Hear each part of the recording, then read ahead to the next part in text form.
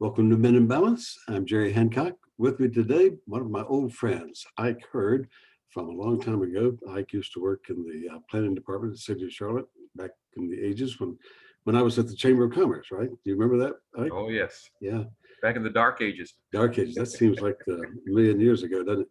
It does. Anyway, Ike has agreed to join us today, and so I wanted to talk to Ike about race relations, Black history, Black prejudice, and systemic racism. And Ike, let me just start by giving you a little story that happened to me. I talked to an old friend some time ago who's fairly conservative, and he says there's no such thing as systemic racism, Jerry. He said, my gosh, we've elected a Black president, so how can you say there's systemic racism? So I'm dying to hear what you would say to that. Well, I believe I saw somewhere recently written that the concept of systemic racism isn't about personal animosity, though it certainly can be about that. But what it is about seeing to it that people who have a need for the use of resources are denied those resources and access those resources simply because of who they are. Basically, it's about power, but it can go beyond just that application of power. It can be institutional, legal. We have laws that prevent people from doing this, laws that would penalize you for doing various things. We can have community standards, so there's no law around it, but it's the way things get done all the time. And a lot of that has slowly begun to erode and atrophy over time. But we still have the interpersonal, the microaggressions, and the personal recriminations, some of which is based on the remnants of that institutional sense of racism. A lot of it about media images. If you don't know somebody and don't know anybody personally, but have all of your impressions of that person developed around a media image, and that media image is biased and stereotypical, then you carry that forward, in your personal relationships when you finally get them, and it shows up as that kind of interpersonal, and as well as the simple fact that the long-term history of how things have been done over time, continue to kind of cast a shadow on where we are now. Best example of that is people resisting actually learning the history of what actually happened in this country, saying that to teach the actual history of what happened is somehow disparaging the country as opposed to telling the truth. Right. I, as a white person, I am shocked when I realize the version of U.S. history that we were taught in high school. It's so sanitized and it's so white. It really doesn't do justice to any of the facts of the matter. And personally, I'm glad that there's now some movement to correct all that. But that's just a tiny example of how, to me, systemic racism has permeated society. Yeah, and the fact that people don't know the truth and resist being told the truth because they think that somehow it's going to damage their reputation and their standing, becomes a continuing part of it. I had a conversation with a friend of mine who considers himself a fairly decent historian, and I said, consider the number of people, number of groups on this planet who have had centuries-long animosity toward each other because one group won't admit what they did to the other. Talked about the Armenians and the Turks. Talked about the folks in what used to be Yugoslavia. There these splinter groups all over the world, who remain in kind of suspended warfare with their neighbors because they can't admit to the fact that they were wronged by them. I mean, I guess the biggest advantage of that example of that is the fact that the Japanese cannot admit, they cannot say, "I'm sorry, we were wrong," to the Koreans or the Chinese. I mean, they've done everything else but do that, but they simply cannot admit it. And as a result, it's continued to poison their relationships in both of those groups. Yeah. Well, I would also say that for folks today, I mean, it's so much a part of your life, you don't even realize when it's happening. When I was in grammar school, high school, at the end of the year, we would take up the books and stack them away for the summer. And for the ones where there was no more place to write a new name in the front, or which was damaged, they were put in a separate stack to be sent to the black schools. And nobody ever thought a thing about it in my classroom. I mean, it was just commonplace. And you look back on that now and say, what were we thinking? How could we have done that? Let me give you an even more recent example. Um, my, we're Protestants, my family, but I went to Catholic schools in elementary school, primarily because what happened here in Charlotte was, as the population grew and there were more kids to go to school than they had spaces for, rather than build more schools in the Black community, what they did was to have split terms. Some kids would go to school from 8 until 12, and other kids would go to school from 1 until 5. And so at which point my mother basically said, what you're going to do is you're going to give my kid a half education. And so, she was prepared to then spend money to send me to a parochial school so I could get a full education at the elementary level. Wow. And of course, we've all heard so many numerous examples of colleges doing the same thing, not allowing blacks, but allow them to sit outside the door, instead of in the classroom and all of that. It's just, it's just phenomenal. Well, I had I always remember the exact relationship. I think he was a great uncle. I don't know how many greats I have to go back, but in the late 1800s, he finally wanted to go to school. He submitted an application to Princeton, and they accepted him. And when he showed up, they went, "Oh, we didn't realize you were Black. You can't come here." Mm-hmm. And so his aunt decided that she would finance his education in Europe. So she sent him to Spain to learn to become a lawyer, which is where he finished his education. Well, it's just rampant. And talking about examples, I am hearing, and I assume you've heard it far earlier than me, as far as the COVID vaccines, that the Black community is being shortchanged even on that. And how does that happen? I mean, are you aware of the mechanics of that? What would cause that to happen? Well, some of it's about accessibility. I mean, there are not exactly a lot of medical clinics in many Black communities. I had a chance to work with a community development corporation back in the 1990s, and one of the first things they would ask us to do was to find a way to put a full-scale medical clinic someplace along Basis Ford Road near Johnson C. Smith. It took us several years to accomplish it, but there were a couple of older doctors' offices, in the corridor itself, but there was no clinic in anywhere near. And so if you are dependent upon the bus service and you have a service job for which you don't have much in the way of flexibility for scheduling, you may find it just a little bit difficult to get to it. And on top of that, there are people who frankly do have memories of the kind of treatment that people received when they went to hospitals, or they also remember, the impact of things such as the Tuskegee experiments, where people were specifically experimented on, not given medicines to see how the diseases would advance, which is basically, nothing more than an extension of some of the things that the Nazis did, in the concentration camps. Right. Let's infect people with these diseases and see, what happens to them over time. You'll appreciate this example. This goes back to yours and my days in the 70s. I was at a city council meeting where there were some folks from one of the the Myers Park neighborhood, who were complaining to council that there were cracks in their sidewalk and they wanted them repaired. And it just so happened there was somebody from the west side who spoke up at that time. We don't have any sidewalks. and if that doesn't point out the issue so blatantly, I don't know. I mean, it's just like, and we go along blindly and don't see that. Well, that's a continuation of this concept of systemic racism, remembering that, everybody's required to pay taxes, but everybody doesn't get equal services for the taxes that they pay, or equal protection, and service from the government that supposedly they're paying for. And that's a remnant of that systemic racism. Yeah.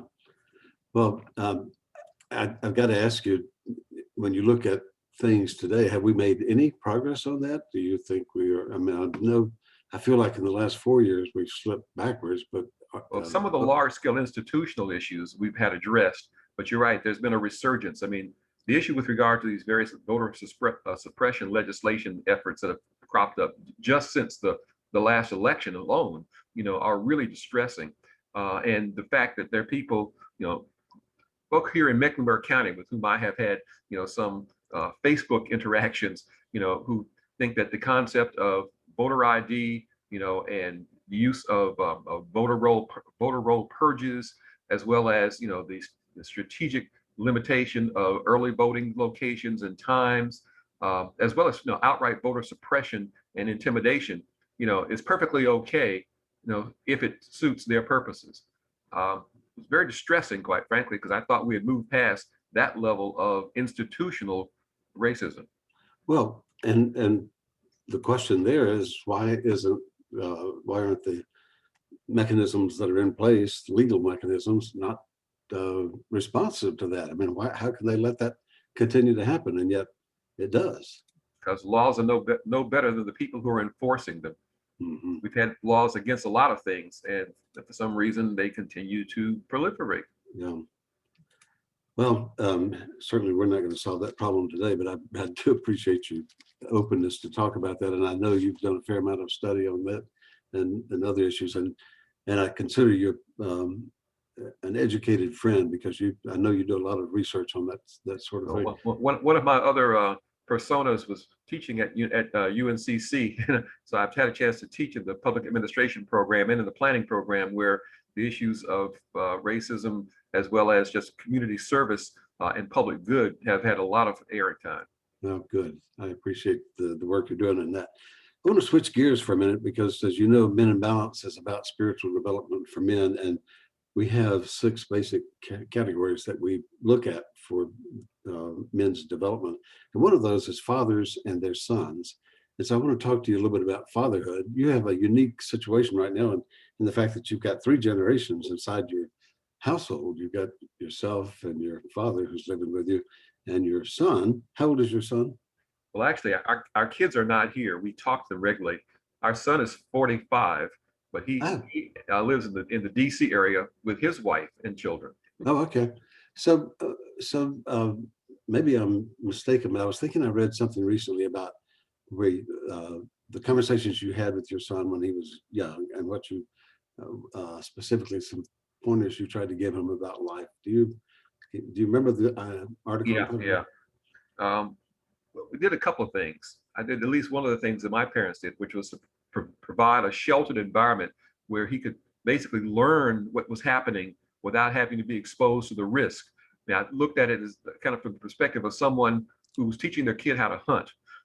You don't take them out and say, "Here, take this gun and go shoot something." Hmm. You tell them about the environment. You tell them what's dangerous. What to avoid, how to avoid it. When there's something that needs to be concerned about. And then give them an opportunity to experience, something without being in mortal danger. But there's also the need to basically be sure that the kid has sufficient self-confidence, so that when they're confronted with this, it doesn't have a personality damaging effect. And a lot of that is countering the media images that kids are confronted with, and they internalize as they grow up. So, they can look at TV, and all that they see on TV are Black people presented as pimps and as prostitutes and as criminals and as lowlifes. Even if they know that they are not that, that somehow gets grafted into their image of personality.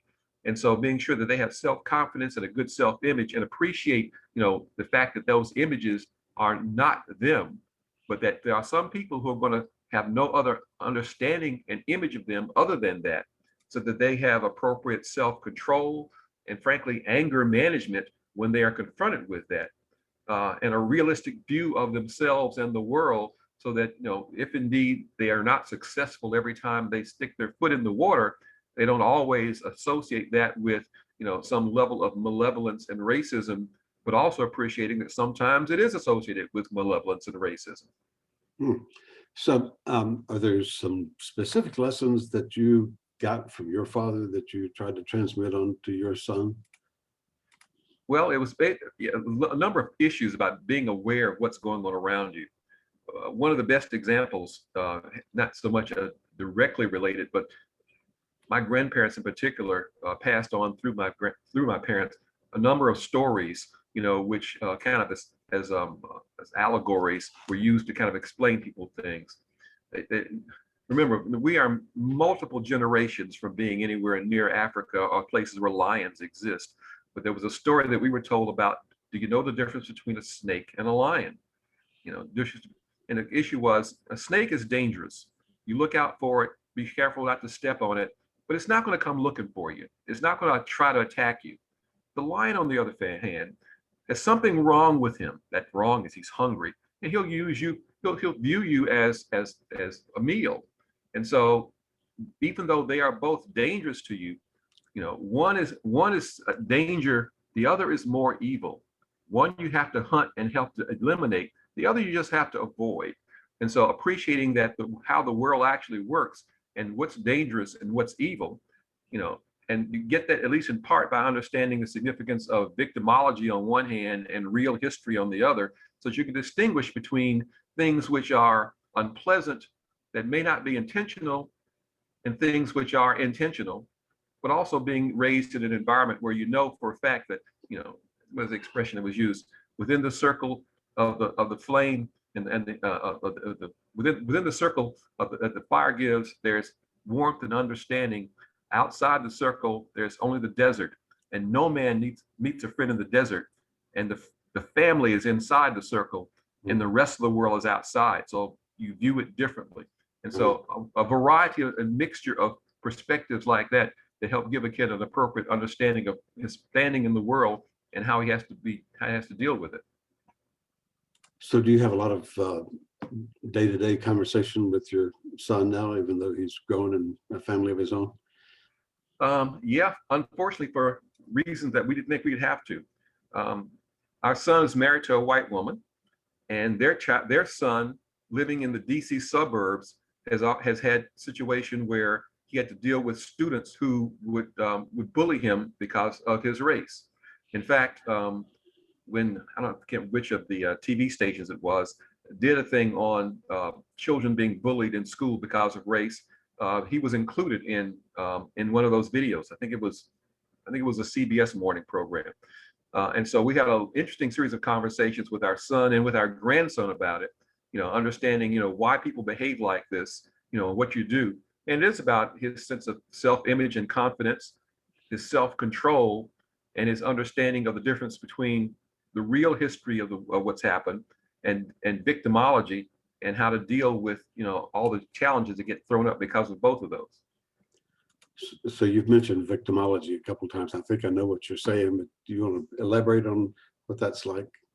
Well, if you have a poor enough self-image in many instances, and you think that the reason you are failing, the reason you are not successful, is because somebody is against you, the concept then is, that this is all because, not because you are poor at what you're doing, not because you have not made a sufficient effort, but because somebody's out there working against you.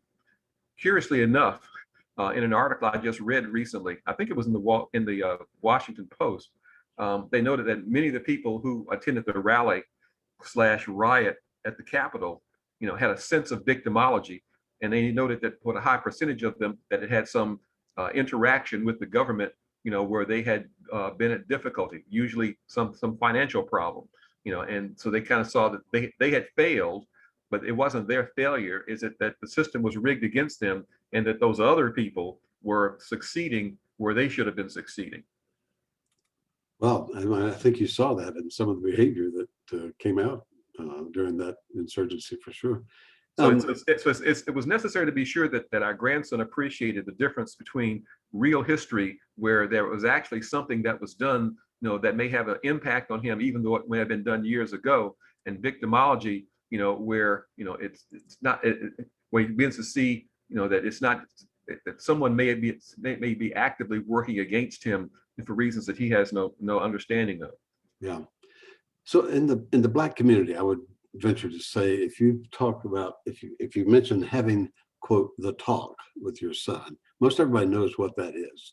Yep. And I'm sure you've had it and been exposed to it. What talk about that and what that's like, and what it's like to give it, what it's like to receive it. Well, like I say, it's largely about self-control and anger management. And you might find need to deal with this not just with regard to, interacting with figures of authority who happen to be of a different race, but how do they interact with other victims? Other figures of authority, their teachers, their parents, their adult neighbors. You know, if you disagree with them, do you rage about it? Or as they did in the military, is there a standard method by which you can say, sir, it has come to my attention that, and you're actually asking them, are you doing the right thing without showing disrespect? And sometimes to say just noting that there's nothing you can do, and all you need to do is just be quiet, let it pass, and deal with it at a later time, as opposed to showing your anger and rage. So this is primarily for a lot of folks about dealing with authority in the form of the police who might pull you over, even with profile voting, reactions or whatever. So what is at risk there? What does you Well, need to pay attention to? well, I noted to my son, back when he was particularly in high school and beginning to drive, appreciate that, as a teenager driving around in a car, people are going to be concerned about you as a hazard, for good reason, because teenagers tend not to be the safest people on the road. Appreciating that people, because of media images, as well as that concept of institutional racism that's kind of, strung along in their lives, they may see you and have a certain variety of preconceptions as to why you're there and what you're there for. You may not agree with that. It may indeed be malevolent, but the way you react to it has a lot to do with how this whole thing is going to shake out.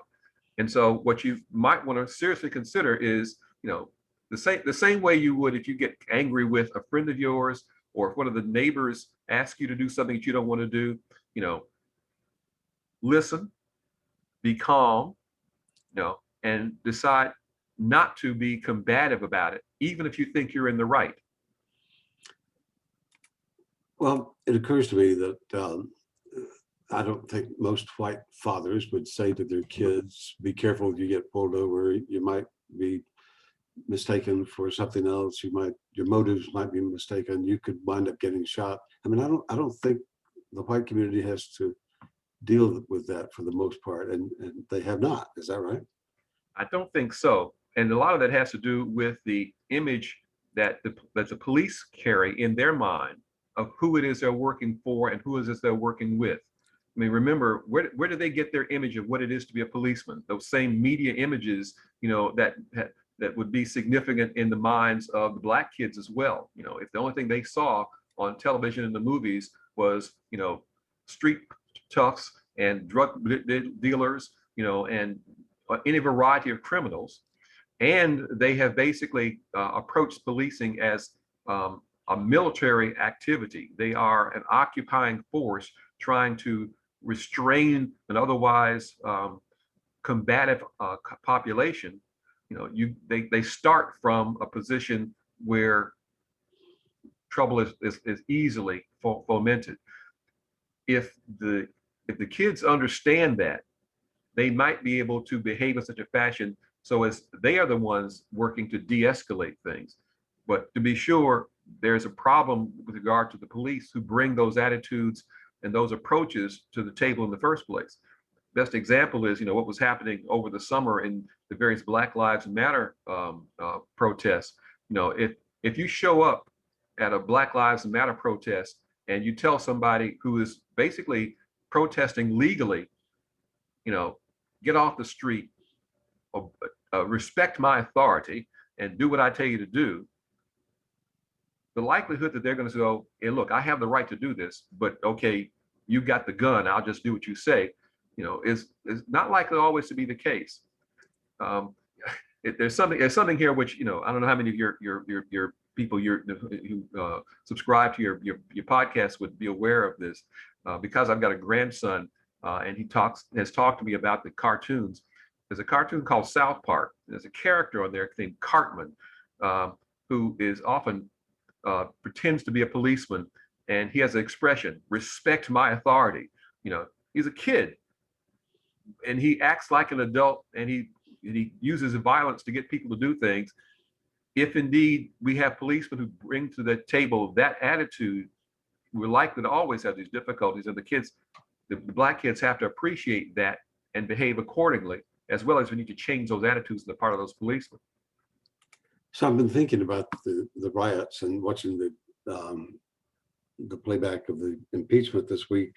But if you look at the kids that were involved in that riot, they were mostly all white. I mean, I don't remember seeing any black kids in there. But supposing that it had been reversed, supposing it had been 90 to 100% black kids that were staging that riot, we would have been having a different conversation these days, would we not? Oh, remember what happened with the Black Lives Matter protest in DC earlier in the year? National Guard and police and all sorts of militarized groups came out, and they swept the area to clear them out. They did not tolerate their presence, even though they were protesting legally. So you're right, there's a substantial difference. There's one of those shadows of systemic racism that still lingers. Yeah. So we got to close out, but I want to ask you, the people I talk to on a day-to-day basis, white folks who say they really want to do the right thing, and sometimes they don't know what that is. They don't know how they can improve race relations. They don't know how they can make things better as far as the tension between the races. What would you say to them? Well, we could always use something as basic as, what would you do if you were in that position? Here's something that they can't do it right now, but they might consider the opportunity to do this later. A number of years ago, my wife went to the wedding of a classmate of hers, happened to live in Hawaii. She went to Hawaii and she got off. She was there for about 2 weeks because they had a big deal. And after she'd been there for a while, she said, something was different, but I couldn't figure out what it was. Finally, she appreciated it. Most of the people there were not only not black, but they weren't white either. And as a result, the whites acted differently because they were in the minority in many locations and appreciated it, and knew that, things they might have done elsewhere, they didn't do there. So consider what would happen if you were the person who was the other. Mm-hmm. How would you prefer to be treated? What would happen if the way in which you looked, the way in which you dressed, the way in which you spoke, the history that you had the sort of impact on the other population that made them suspicious of you, made them perhaps even actively dislike you? How would you wish them to treat you? Right. I got to tell you a funny story in closing. We had a black trainer that worked with Emmy and me. We had a training consulting firm for well over 30 years, and she was a delightful person to work with. People loved her. They loved her as a trainer. They loved her as a person. But she told this story about when she first began working with us, that she was telling some of her black friends that she had started working with this consulting firm. And the folks said, well, Juanita, are they black? And she said, are they white? And she said, I don't know. I mean, obviously she did know, but it's just, the fact that we make such a big deal of race and color in day-to-day life is just phenomenal. Think of it from this perspective. At one point, to be Irish or to be Jewish or to be Italian or to be Polish was somehow to be other in places like Charlotte. Yeah. At this point, my mother had an expression. She said, one of the things that happened in the 1960s and 70s, that all these white folks moved from those places where they were hyphenated Americans, they just became white folk. Because all of a sudden the differences stopped making they stopped being significant, and folk understood them as just other people like themselves. Right. That same sort of thing has got to happen with regard to folk of other, both races as well as religions. Otherwise, we continue to have this strife and animosity that we've been seeing. Oh man, Ike, I could go on forever. Thank you for your time. This has been wonderful to talk to you. Ike Heard, who's retired as I am, and who's a wise man, wise beyond his years. Thank you for being with us on Men in Balance. Nice talking to you, my friend. Yeah, thanks.